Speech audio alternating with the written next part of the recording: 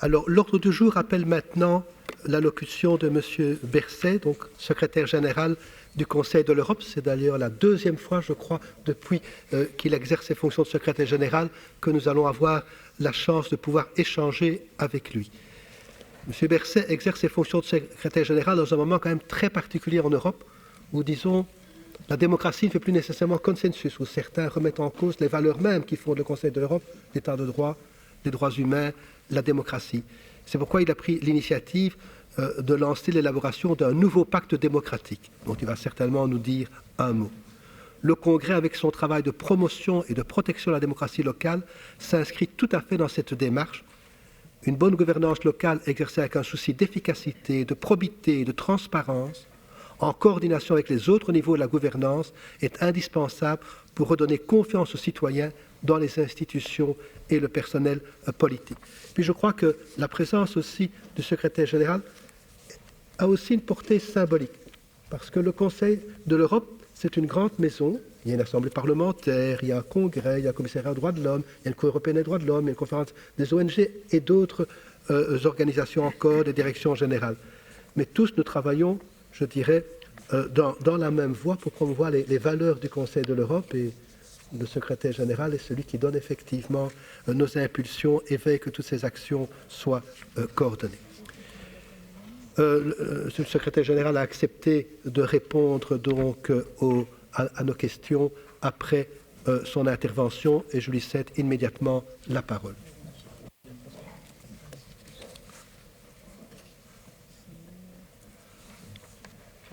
Merci.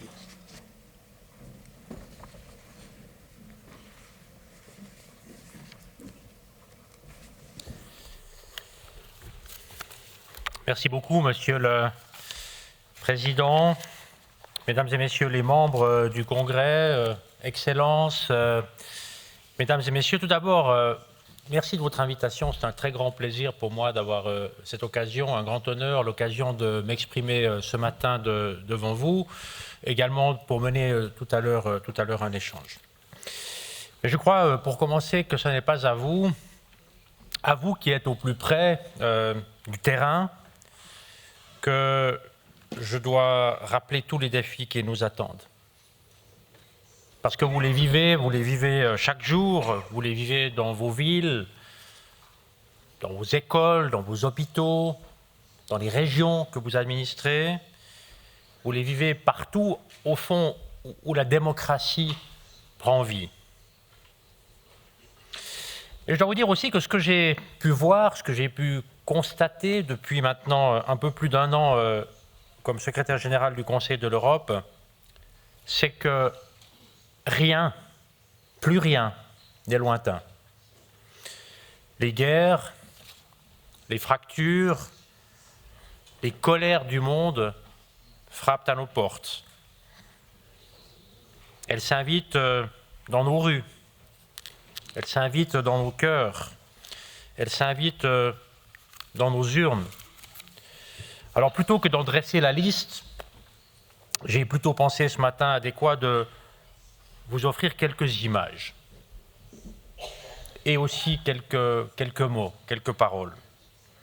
Des fragments, au fond, de cette année écoulée, des fragments qui montrent combien nous avons besoin du Conseil de l'Europe, des institutions qui composent le Conseil de l'Europe, et combien nous avons besoin des valeurs sur lesquelles nos travaux, vos travaux, nos travaux communs reposent. Et alors, pour parler d'images, eh bien, les premières images qui me viennent en tête sont celles de ces foules où flottent des drapeaux du Conseil de l'Europe. À Bucarest, par exemple, où un maire libéral et pro-européen déjoue les pronostics en s'imposant au second tour de l'élection présidentielle. À Chisinau, en Moldavie, à la suite d'élections législatives tenues dans un climat très tendu d'ingérence. Et puis je pense aussi, bien sûr, j'ai comme image cette poignée de main entre le président Aliyev et le Premier ministre Pachinian. Dans leur regard, rien d'autre qu'une paix possible dans le Caucase du Sud. En pensant aux images, je revois aussi le sous-sol de l'école de Yahidne, à 2 heures de route au nord de Kiev. J'ai comme image ces murs couverts de noms, écrits à la hâte pour ne pas disparaître. 300 habitants enfermés 27 jours dans des espaces très exigus, dans le noir, parmi eux des enfants, parmi eux des femmes enceintes, parmi eux des personnes très âgées. Et comme image, j'ai aussi, tout près d'ici, le camp de concentration du Struthof. Je m'y suis rendu avec des jeunes qui pensaient visiter un musée et qui ont découvert un avertissement. Des jeunes à qui nous devons ouvrir des perspectives. Je crois que ces images, moi, m'ont beaucoup frappé. Mais il n'y a pas que les images, il y a aussi les mots, les phrases qui aident à donner du sens. La première expression que je retiens, c'est la suivante. C'est comme à la maison. C'est comme à la maison, c'est ce que m'a glissé le président Zelensky en apercevant les enfants et la foule rassemblée à l'entrée du Conseil de l'Europe lorsqu'il nous a visités au mois de juin dernier. Tout était dit. Tout le sens de notre engagement pour l'Ukraine, pour le soutien à l'Ukraine et à sa population.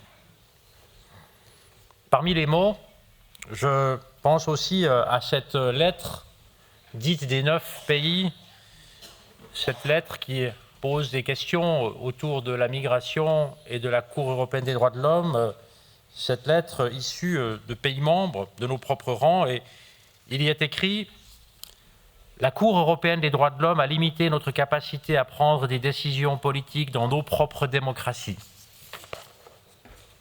Question à laquelle nous devons nous confronter, que nous devons aborder puisque des pays membres la posent.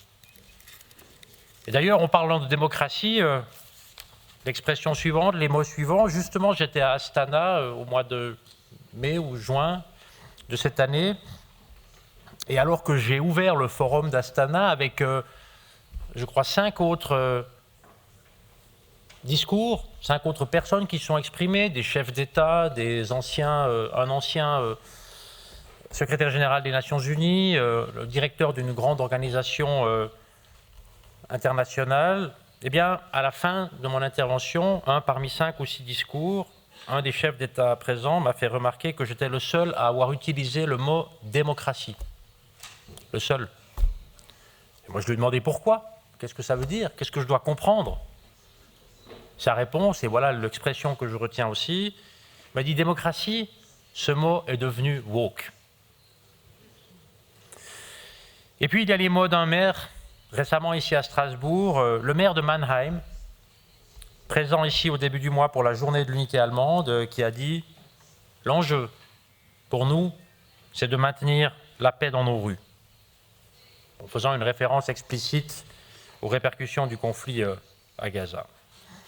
Et dans toutes les images que je partage avec vous, et dans les mots que je partage aussi avec vous, que j'ai entendus, que j'ai lus durant l'année qui s'est écoulée, il y a de l'incertitude, bien sûr. Il y a aussi parfois de la peur.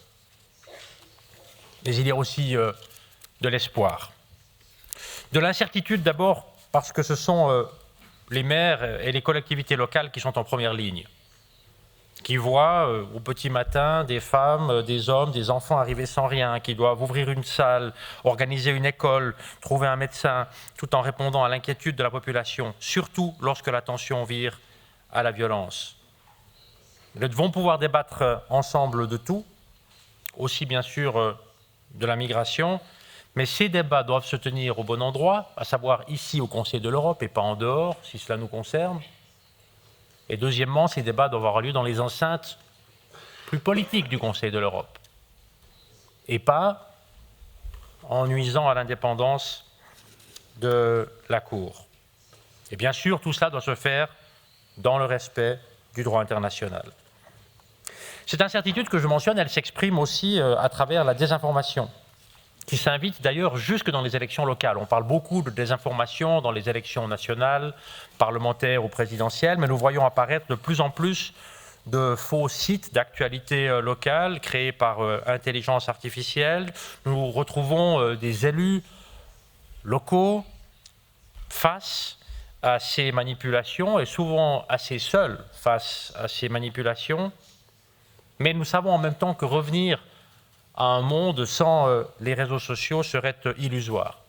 Et donc nous devons à la fois tenir compte de l'impératif que nous avons de garantir des bonnes conditions d'expression de la démocratie à tous les niveaux, au niveau national, au niveau régional, au niveau local, mais nous devons le faire en étant capables de nous adapter à des réalités qui ont changé depuis une vingtaine ou une trentaine d'années. Il faut donc développer ensemble des outils, protéger le débat public et redonner confiance dans la parole démocratique. Mais il n'y a pas que l'incertitude que je viens d'aborder avec vous. Il y a aussi parfois de la peur.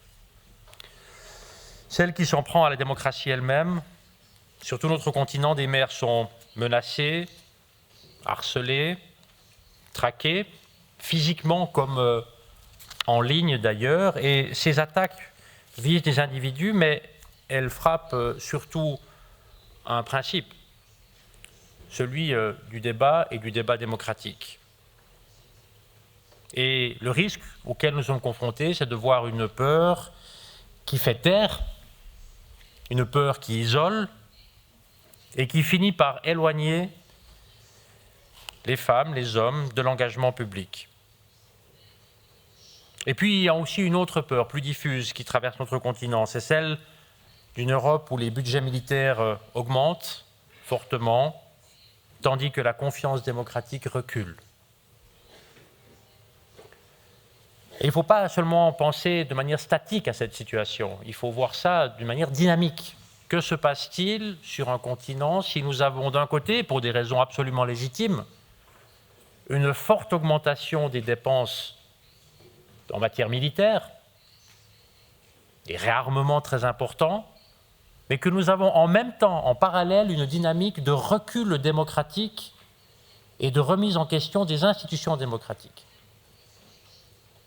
Alors, il ne faut pas se poser la question de ce que nous voyons aujourd'hui.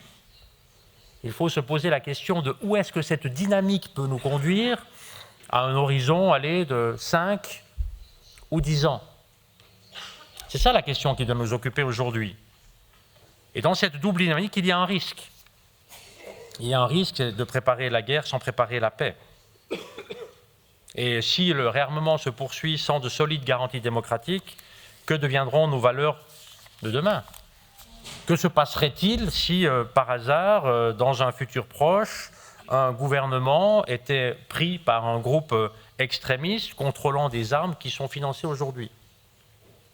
Et donc, je vous dis cela parce que pendant que nous parlons de militarisation, d'autres, mais nous aussi, nous devons parler de démocratisation. L'un ne va pas sans l'autre si l'on pense à la sécurité de notre continent.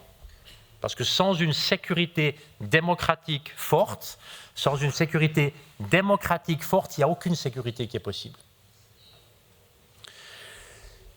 J'ai parlé d'incertitude, j'ai parlé de la peur, mais permettez-moi de parler aussi de l'espoir. Y compris parfois là où on ne l'attend pas toujours, et à commencer par la priorité des priorités, l'Ukraine. L'Ukraine, d'ailleurs, que le Congrès accompagne depuis 2014 sur les plans politiques et techniques, à travers des réformes essentielles telles que la décentralisation. Des réformes pour renforcer les institutions, pour renforcer la résilience démocratique, pour aider les villes à se reconstruire, pour impliquer mieux la population. Et les protocoles d'accord signés cet après-midi avec les maires de Kiev, de Lviv et de Rivne en témoignent.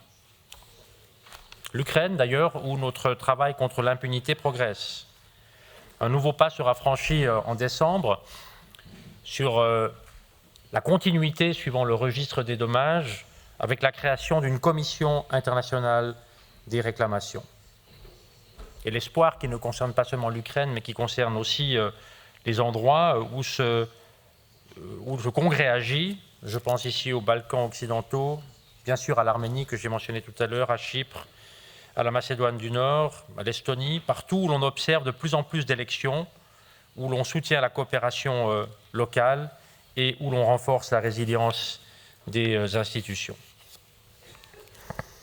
Alors, aux côtés de l'Assemblée parlementaire, du Conseil de l'Europe, aux côtés de la Commission de Venise et d'autres institutions, le Congrès veille à l'intégrité et l'inclusivité des élections.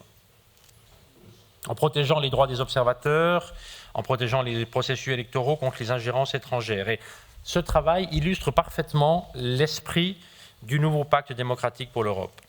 Il s'agit au fond d'un effort collectif pour répondre, mais il faut le faire avec lucidité, il faut le faire avec courage, pour répondre aux défis de notre temps.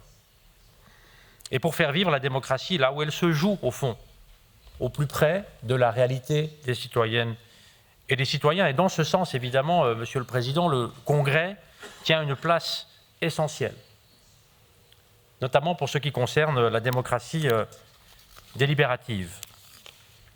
Et j'aimerais ici saisir cette occasion de saluer l'engagement et la vigilance du Congrès dans ses travaux, parce que tout cela donne force et crédibilité à notre action commune. J'aimerais maintenant en arriver à ma conclusion pour vous dire que s'il y a une chose que je retiens de l'année qui est écoulée, c'est que, encore une fois, plus rien n'est lointain. Rien n'est lointain, tout est proche. Les secousses géopolitiques du monde résonnent dans nos rues, dans les écoles, dans les urnes.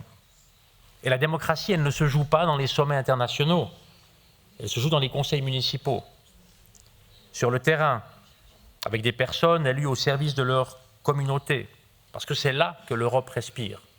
Et c'est ce que vous représentez. Et quand on coupe ce lien, eh bien on prive la démocratie d'oxygène. Mais tant qu'il y aura des élus locaux, tant qu'il y aura des lieux pour débattre et pour décider ensemble, alors tout cela pourra se développer et nous rendre plus forts.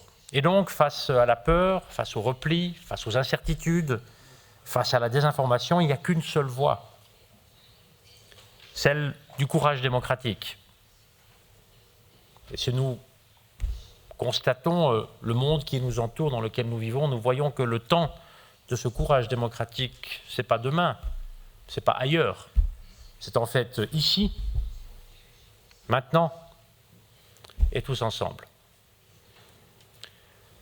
Merci encore une fois de votre invitation, de votre accueil ce matin, et je saisis cette occasion pour vous souhaiter une semaine d'échanges et de travaux très productifs. Nos valeurs, la démocratie, l'état de droit, les droits humains, ce que nous représentons ensemble en valent la peine. Très bon travail. Il y a 10 intervenants, je clôt là le nombre d'intervenants. Je rappelle aussi maximum 3 minutes et si possible moins que pour le premier débat, parce que nous devons terminer impérativement à 13h pour notamment la cérémonie de signature des protocoles avec les villes de Kiev, Rivne, en présence des maires de ces villes. Je vais d'abord donner la parole à chaque représentant des groupes politiques, puis après chaque représentant, M. le secrétaire général répondra. Puis en ce qui concerne les 6 autres intervenants, on les groupera 3 par 3, et alors le secrétaire général répondra chaque fois 3 par 3. I give first the floor to Mr. Knappe for the EPP group.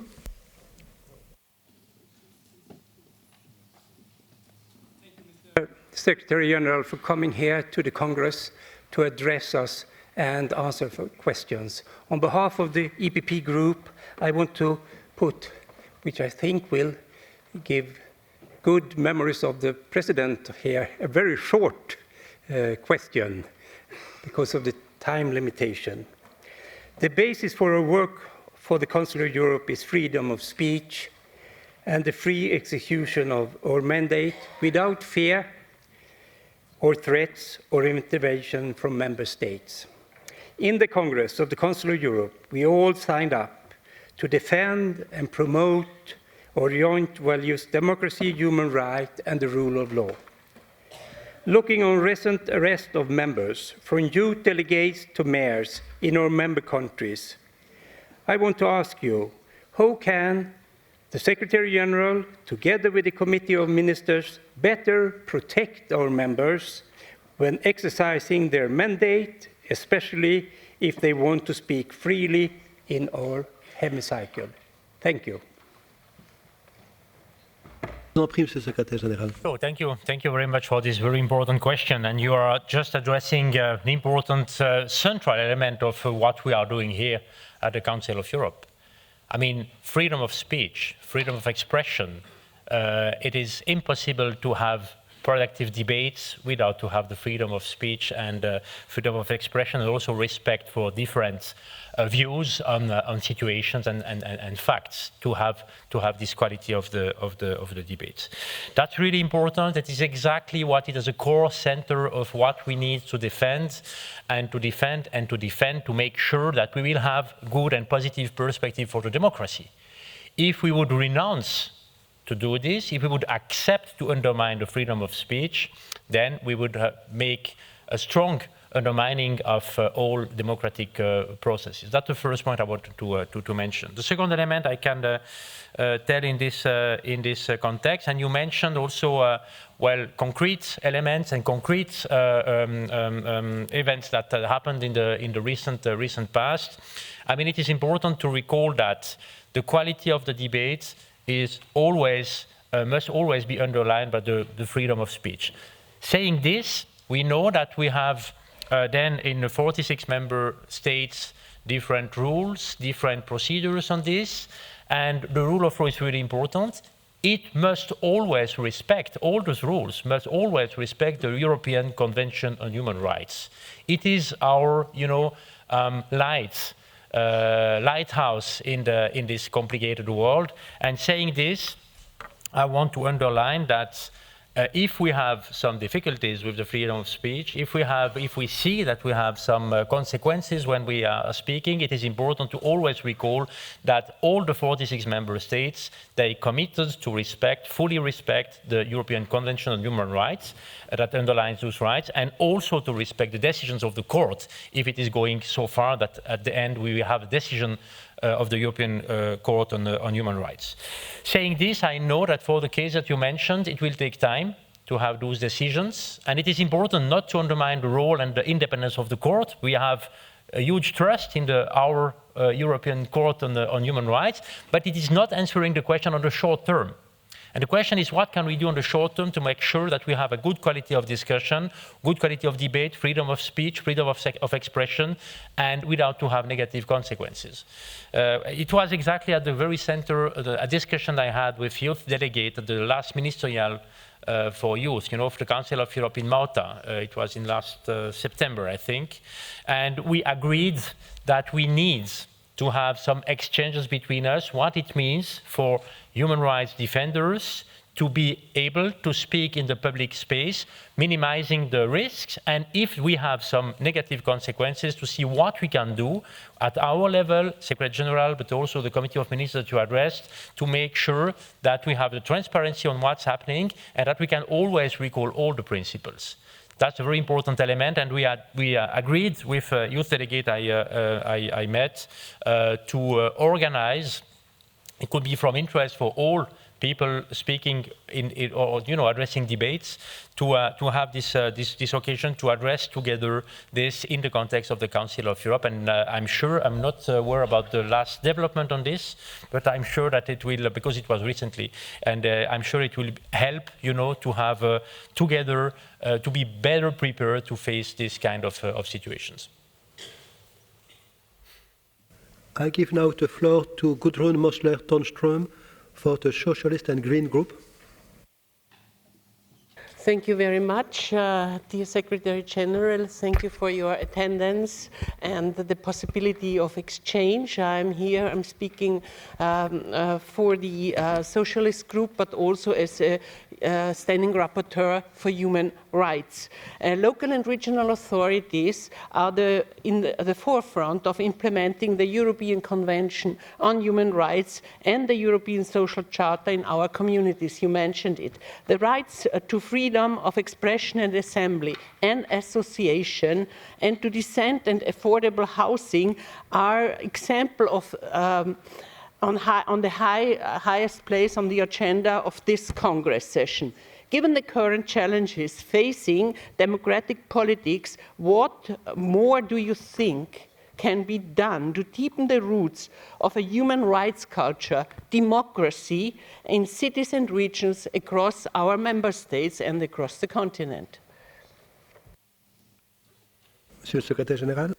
Yes, thank you for addressing this question, and thank you for mentioning the social charter, because that's really important to always recall that we have a lot of important texts and important conventions at the Council of Europe, but with the European Convention on Human Rights and the social charter, we have also the ground where we can build the true expression, what it means concretely.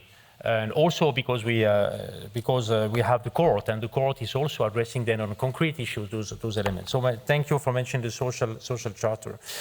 I mean, the general question that you address is also linked to what we call democratic backsliding. And in general, I think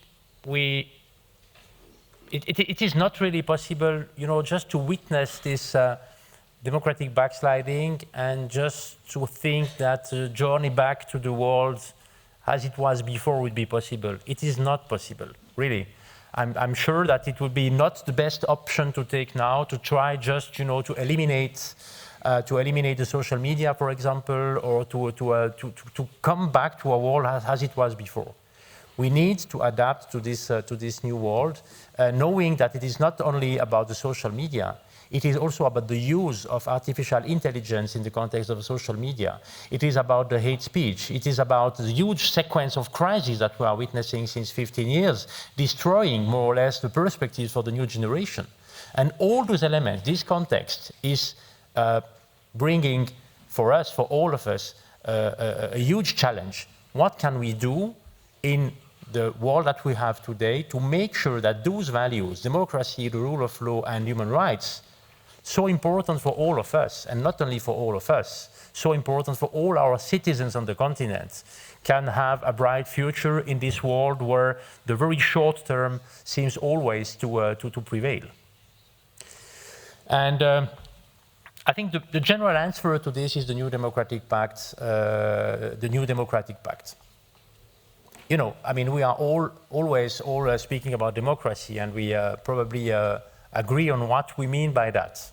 Even if we try to go into details, we will find differences, what it means exactly to be to live in a democratic context, what it means exactly with the respect of differences that we can have, and this diversity, this huge diversity that we have on the continent. But saying this, we always must recall what binds us. This commitment around the European Convention on Human Rights and the social charter that you mentioned, and then based on this to see what it means for organizing the societies together. That means we need again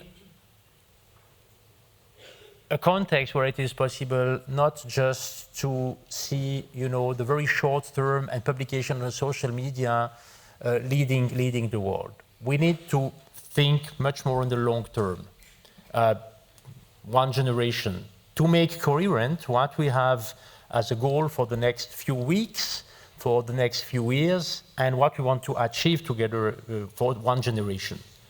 Because we are doing a lot of things here together at the Council of Europe, but to be honest, we are not doing this for ourselves. Maybe for the youngest among us. But for us, I would say it is a bit late, if I speak about me, because it takes time. We do this for the next generation. We do this to be at the right level if we just see what we received from our predecessors. Always to be able to adapt and to give good conditions for the expression of democracy and good conditions for the development of the rule of law and the best possible conditions for the best possible protection for the human rights. And this new democratic pact, it's not theoretical, it's really concrete. About education, about innovation, how can we adapt to this new world, and what can we do? I give you just a few examples.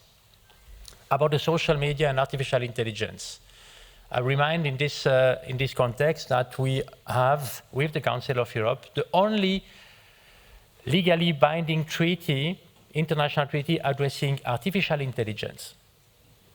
I'm really happy about this. You know, it was done before my time at the Council of Europe, and I want to underline at this stage that it was really visionary for our predecessors to think about this in the 2017. Nobody has spoken so much that much on artificial intelligence, and now we are ready. What does it mean? We must make this text enter in force. It is not until now, because we need to have not only signatures but also ratification processes, and then we will be able to bring an answer protecting human rights, democracy, and the rule of law in the context of rapid evolution of the artificial intelligence. The second element I want to mention here, it is this convention about the protection of lawyers. We need to have lawyers able to work in good conditions, because there is no good conditions for the rule of law without to have a good protection for the profession of lawyer. And this convention is open for signatures since recently. And the third I want to mention, it is about what we witnessed in different elections recently. I mean, foreign interferences in elections in Poland, foreign interferences in elections in Moldova, foreign interferences in elections in Romania. In all countries, I would say there is no country immune against these foreign interferences. And yes, we need to invest more in education. It is key. Yes, we need to invest more in media literacy to be able, you know, to make the difference between facts and fake news. Yes, we need to do this, but it will be not enough, because at the same time, we have also actors investing a lot of energy, a lot of money in manipulation. And I think the example of the last election in Moldova is really interesting. Maya Sandu, President Sandu, was in Strasbourg recently. She is coming regularly also to visit us. We will have with Moldova the next country chairing, you know, the Council of Europe after Malta, that did an excellent job in the last 6 months. And it is impressive for me to speak with her and to see what they had to do to invent, to develop, to protect democracy in this context. But it is not possible and not a good idea to just abandon the countries to themselves, and every country must reinvent the wheel when they have elections. We need to develop together a framework of measures that we see as legitimate, that are really compliant with the European Convention on Human Rights, but protecting democracy. And for this, we are thinking, and we must think more about the development of a possible convention or toolkits, I would say, about measures that countries can use in Europe to protect democracy in this context.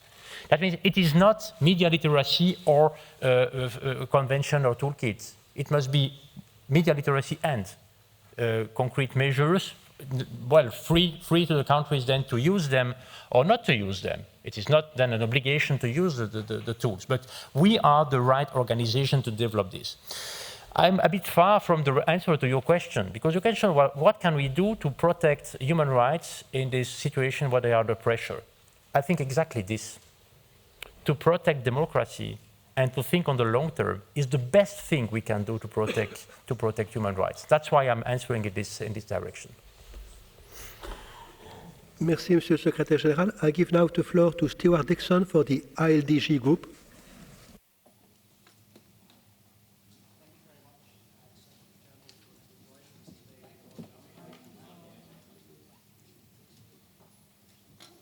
General, thank you for joining us today, and on behalf of the Liberal and Independent Group, can I add my welcome to that of the other political leaders here today. Last week, the European Parliament held a debate on the ongoing assault on democratic institutions and the rule of law in Bulgaria, and in particular the arrest of the Mayor of Varna. How will the Council of Europe follow that case, and what can we do to help Bulgaria remain on the democratic path? Also, in terms of those assaults on democratically elected representatives, and also in respect of our young people here in Congress, Ennis from the Turkish delegation was arrested after the last time he spoke here in Congress. This sadly could happen to other representatives present here today or in the future. What can this Assembly and the Council of Europe do to ensure that Member States respect the freedom of speech and that our delegates can speak openly and freely in this Assembly? Thank you. Thank you. Maybe I will start to answer to the second question, because I gave some elements before. In the first answer I gave before, and maybe I just can add these elements. We need to have to follow. We have a procedure, you know, for supporting human rights defenders in the freedom of speech and possibility to speak. And one more time, without to have strong possibilities for debates and freedom of speech, it is not possible to have debate, and then it is not possible to have a functioning democracy. That's why it is also linked to the whole context that we need to protect, defend, and adapt to make sure that in this world that we are witnessing today, that the democratic processes can be stable and functioning on the long term. And just wanted to add the element before to the answer I brought before about this procedure for human rights defenders. About the first part of your question. I mean, we are maybe just bringing the context. We had, just let's take the last 35 years. The development on the continent was never linear. It was always a bit bumpy, but we had really good reasons to be very optimistic between the late 90s, I would say after the end of the war in the Balkan, and maybe until 2010. And this optimism was bringing stability and perspectives also for the young generation. Just to give you an example, as I was 20, it was in 1992. I can tell you, as I was 20 in 1992, my impression was everything will develop for the best. It will be more democracy, rule of law, human rights, the end of history. It is good. My impression was, as I was 20, that nothing totally wrong can happen for the next 30 years. What would think today a young person aged 20? Nothing to compare with what I experienced. Why? Because since 2008, we had a huge sequence of crises. Financial crisis, we had a debt crisis, explosion of inequalities, the very first invasion of Ukraine in 2014 by Russia.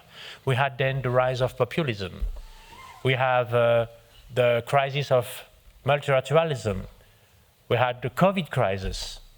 We had the second stage of the war with the full-scale invasion of Ukraine, this attempt from 22. And during this whole time, the climate crisis. That means today, a young person, age of 20, the impression, and well, without to forget artificial intelligence. And what does it mean for the development of societies with the horizon of 3 or 5 years? That means today, for this young person, it is really difficult to see a bright future. It is difficult to have and to develop perspective about 20 or 30 years. About artificial intelligence, just a small anecdote. I was in Paris last February, the Artificial Intelligence Summit. And in the evening at the Élysée, you know, invitation by the French president, I was at a table for the dinner with head of state, head of government, and actors of the tech companies, and Sam Altman was here. You know Sam Altman, one of the chief of the ChatGPT, and he had a question. Mr. Altman, where are we with the artificial intelligence in 5 years? And the answer was, in 5 years, no idea. 5 years, it is an eternity. And then I took the floor and I just recall to everybody that I don't know for you, but I intend to be here in 5 years. And I would be happy to know what will happen and how we can take an influence about what will happen, because we are speaking about our societies and how we organize societies and about perspectives for us, but also for the youngest generation. That means, coming back to your question about the institutions, I think just thinking about this context is against stability. And it is, well, difficult to know where is the left and the right, what is white or black, where is the top and where is the bottom. And in this context, the risk of misuse of principles that we have in the rule of law and the democratic countries is existing. And we must be aware on this. The backsliding that we are witnessing right now, linked to this context, is strong. It is strong for the democracy, it is strong for the rule of law, and it's strong also for the human rights. And I think we need, on the short term, to try to protect those values, but at the same time, we need to think about the convergence we need again. We have lived in a convergent world, I mean, between 2000 and 2010, maybe, I hope so, on our continent. And now, since 15 years, it is diverging really strongly. And we need to have convergence again, exactly to bring an answer to what you mentioned before, with this backsliding rule of law in different countries, different contexts that we need to address. Merci beaucoup. Donc je vais donner dans un instant la parole aux représentants du groupe ICR. Et après, pour quand même qu'on puisse respecter l'horaire, je demanderai aux 6 autres intervenants de se limiter à 2 minutes. Et je leur donnerai la parole les uns après les autres, et le secrétaire général répondra alors in fine à ces 6 personnes en une fois. I give now the floor to Roman Kaznovetski from the ECR group.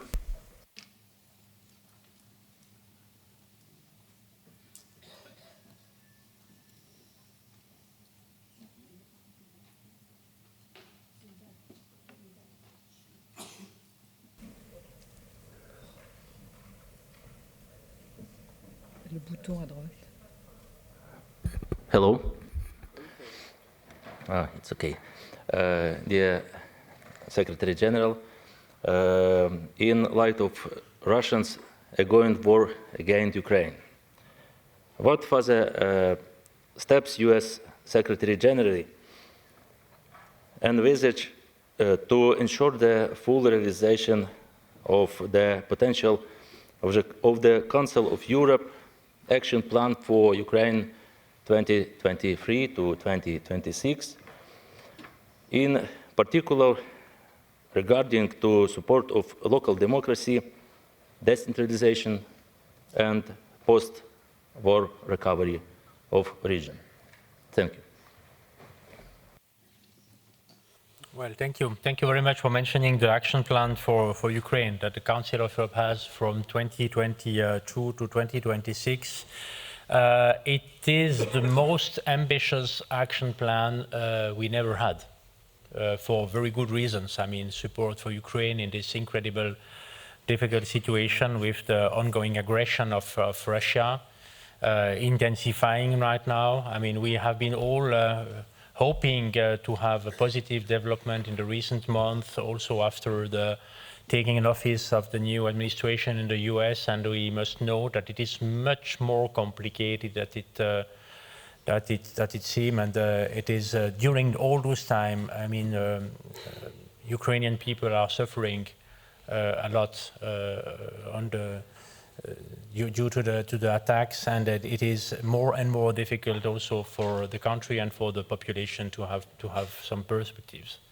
And about perspectives and young population, just imagine what it means for, I mean, in Ukraine, all the people aged less than 25 years, most spent the majority of their lives in war conditions, and this on the European continent. For one generation, 0 to 25, the majority of their life, at least, in war conditions. That's exactly why we support Ukraine, and that's exactly why we have at the Council of Europe Ukraine as our first priority what we can do. And I will just answer now about the action plan and then also say something about accountability and justice, because it is really important for all of us. This action plan is exactly doing what you mentioned. I mean, about reforms, about projects for the independence of the judiciary, decentralization, fight against corruption, and making sure that all those elements are not misused, you know, for political purpose. That they are really here to support the Ukrainian society and to make sure that in this incredibly difficult context, institutions can still work. We will have to define the next steps for this action plan, because it is until 2026 and we need to continue. It was always clear for all of us that it is really a long-term engagement for Ukraine that we need to do. And the Council of Europe will be present in this context, and to adapt and to see what we can do to make sure that Ukraine will be as functional as possible during the war condition, under war conditions, but also after this, with all the reforms that are needed, also in the accession path to the European Union. As you may know, what we are doing with our action plans is central to have stability in the process of convergence with the European Union until the moment where a possible accession can be discussed. Then it is a discussion with the EU, but the preparation reforms are central to do this. I just want to add something about this element about justice and accountability, because please accept that I will one more time mention in this context the European Court on Human Rights. It is really an important institution. And this European Court on Human Rights is adjudicating every day cases of violations of human rights in the context of the war in Ukraine. We have thousands of pending cases exactly on this, next door, I wanted to say, by the European Court on Human Rights. And it is, our court is the only court at the international level addressing those elements. That's really important element, the first pillar of accountability and justice that we can deliver for Ukraine, and not only for Ukraine, for all of us. We are just speaking about rule of law and protection of human rights. The second element, second pillar, is built on the register of damage. This creation of the Reykjavik summit in 2023. Working really well, registering at a very high level of quality damages in the context of the war in Ukraine for a lot of different categories.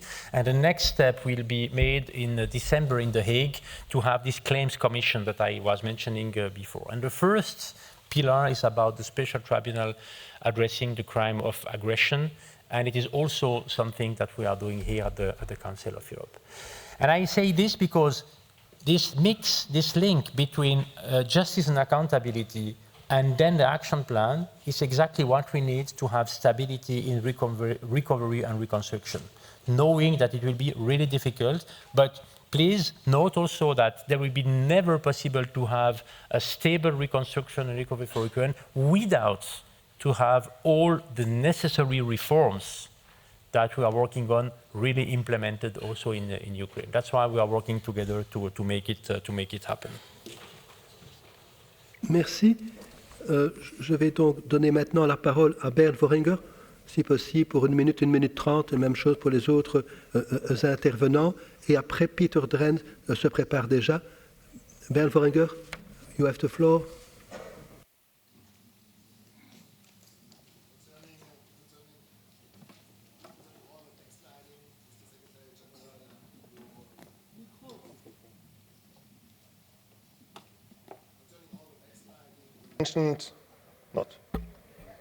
Concerning all the backsliding you mentioned, Mr. Secretary General, my question is, what is your perspective for the Council of Europe?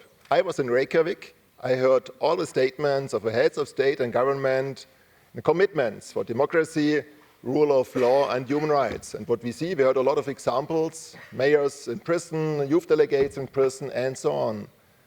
And my question is, this is a promise to the citizens from the Council of Europe, from the member states. And if we don't deliver this promise, what will be the future? And the question is, finally, don't we need the heads of state and government at the table? Because they are the responsible one from politics in their country, and we have to discuss it with them. Why don't they respect the values they promised? And where are the red lines? Thank you very much for your answer. Alors, Peter Dren from Netherlands, and after it will be Igor Stozanovic. Peter Dren. Chair. I'd first like to thank you, Mr. Berset, for your offer since you started. I would like to focus on your three priorities. They are very appealing to me, and I have important link to our local governments and regional governments. And I have two questions in this regard. First, in an earlier speech, you mentioned the importance of education in protecting and strengthening our democracy. I totally agree with this, especially concerning history education, but I also wonder how you think regional and local governments can contribute to protecting our democracy. And the second question relates to the new Democratic Pact of Europe. We cannot meet today's challenges with yesterday's playbook. And we must never forget that democracy is our first line of defense. What role do you think local and regional authorities can play in this new democratic pact? Thank you, sir. Igor Stozanovic from Bosnia-Herzegovina, and after it will be Mrs. Lepoultier from France.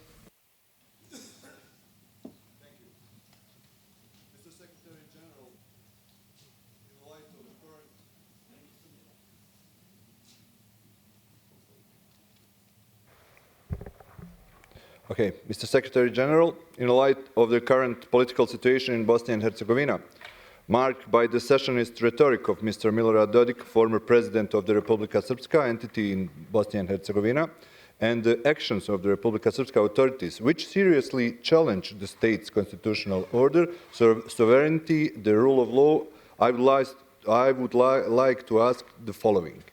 What concrete mechanism and instruments can the Council of Europe activate or strengthen in order to ensure full respect of the constitutional order of Bosnia and Herzegovina in line with its obligation as a member state? Also, what to protect democratic institutions and judicial independence?